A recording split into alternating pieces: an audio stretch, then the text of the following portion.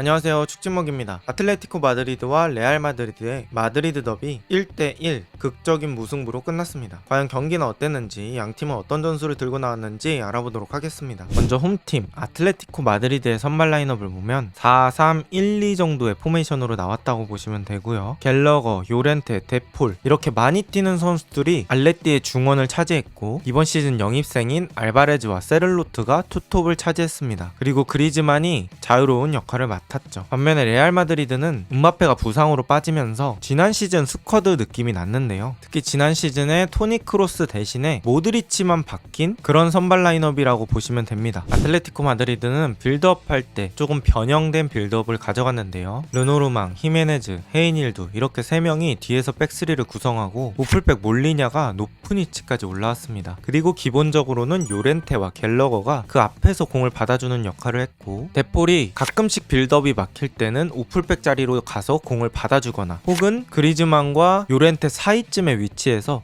플레이했습니다. 반면에 레알의 위치도 유기적으로 바뀌었는데요. 모드리치가 이렇게 아래쪽으로 내려오면서 리디거, 밀리탄과 함께 백스리를 만들 때도 있었고요. 그때 오른쪽 풀백 카르바알이 높게 올라가기도 했습니다. 또 추아메니가 아래로 내려가면서 변형 백스리를 만들 때도 있었는데요. 그럴 때는 오른쪽에서 출전한 발베르데가 조금 더 왼쪽으로 올라가고 모드리치가 오른쪽에 자리를 잡았습니다. 또한 지금 보여드리는 비니시우스와 호드리구의 자리는 서로 계속 바뀌었습니다. 그러면서 약간은 왼쪽 위주의 공격을 하되 오른쪽에 있는 카르바알이 적극적으로 오버래핑으로 올라가는 그런 구조로 플레이했죠. 아틀레티코 마드리드는 레알 마드리드의 공격을 막기 위해서 이런 식으로 4-4-2 견고한 수비 형태를 구성했습니다. 그러면서 레알 마드리드를 밀어냈죠. 아틀레티코 마드리드는 오른쪽 측면을 이용해서 레알 마드리드의 뒷공간을 공략해보는 시도를 했는데요. 지금도 센터백 르노르망이 공을 잡았을 때 오른쪽 넓게 벌린 몰리나에게 패스, 몰리나가 공을 잡으니까 맨디가 압박을 하러 뛰어오죠. 그 순간 생긴 뒷공간으로 데폴이 빠르게 뛰어줍니다. 이런 식으로 몰리나와 데폴의 위치가 계속 바뀌면서 오른쪽 하프 스페이스를 노리는 장면이 꽤 나왔던 아틀레티코 마드리드입니다. 그리고 그 오른쪽을 이용한 공격은 슈팅을 할 수 있는 성과까지 만들었습니다. 오른쪽에 그리즈만, 몰리나, 데폴이 있고요. 그리즈만은 데폴에게 패스, 데폴은 자신 쪽으로 수비가 쏠린 걸 눈치채고 가운데 쪽 공간에다가 공을 놔줍니다. 그리고 그리즈만은 거기로 따라가죠. 그리고 그리즈만이 열린 공간에서 슈팅을 해보지만 레알 수비가 각도를 잘 좁히고 나왔습니다. 이렇게 데폴과 몰리나의 스위칭이 공격적인 모습들을 만들었던 아틀레티코 마드리드죠. 반면에 레알 공격진의 움직임들은 매우 자유로웠는데요. 지금 보시면 오른쪽에 주드 벨링엄이 와 있을 때도 있고, 가운데 비니시우스, 왼쪽에 호드리구가 위치해 있을 때도 있습니다. 이런 것들을 보면 지난 시즌 레알 느낌이 좀 나죠. 하지만 그것과는 조금 다른 게 이렇게 맨디가 전진에 있다는 겁니다. 지난 시즌에는 맨디가 후방에서 비니시우스나 호드리구의 뒤를 지켜줬다면 이번 시즌은 조금 더 올라가는 움직임들이 많이 포착되는 것 같습니다.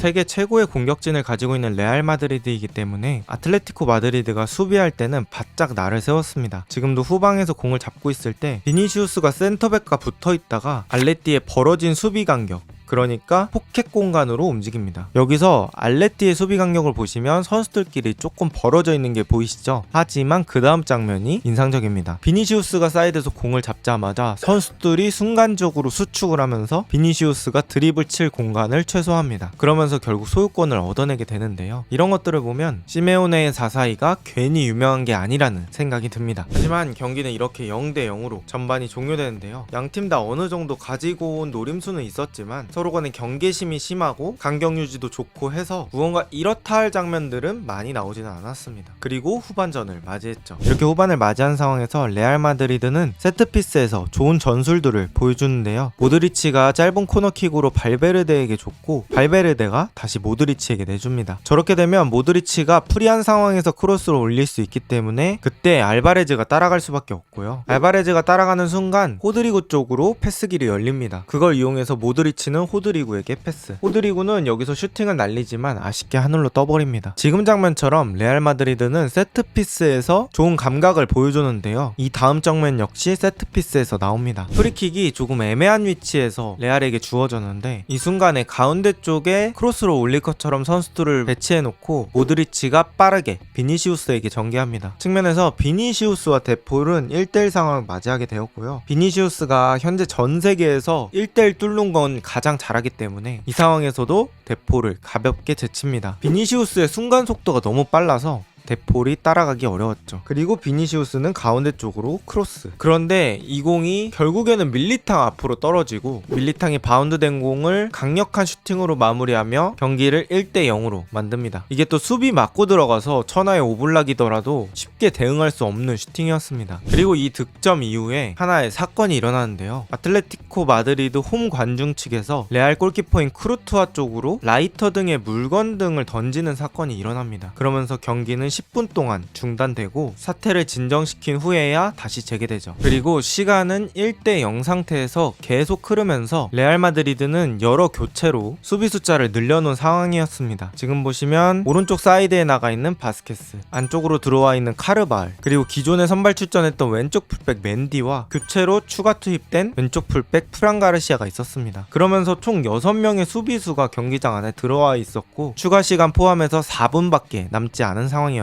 하지만 아틀레티코 마드리드는 동점골을 넣기 위해서 앙헬 코레아를 교체 투입한 상황이었고 여기서 앙헬 코레아가 사고를 칩니다. 센터백 뒤쪽에 숨어 있다가 갑자기 센터백 등 뒤로 돌아뛰면서 오프사이드 라인을 깨려고 시도하고요. 그 움직임에 맞춰서 하비갈란이 좋은 스루 패스를 넣어줍니다. 이 패스의 강도가 너무 정확해서 크루투아가 나오기에도 애매한, 그리고 딱 코레아에게 도착할 수 있는 강도로 들어갑니다. 그리고 여기서 코레아가 또 침착했던 게 크루투아가 파포스트 쪽을 막으면서 나오니까 차는 척하면서 팬텀 드리블로 앞쪽으로 쳐놓고 여기서 밀리탕의 저항이 있었지만 이 공을 넘어지면서 마무리하며 경기를 1대1로 만듭니다.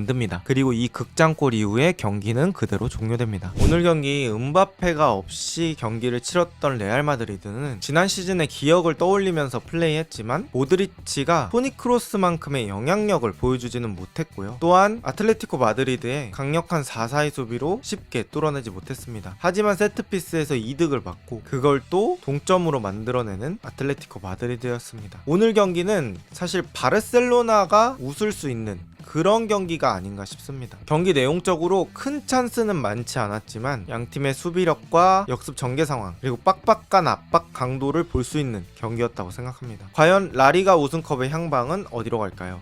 오늘 영상은 여기까지입니다. 비슷한 영상이 궁금하시다면 구독 부탁드립니다. 좋은 하루 되세요.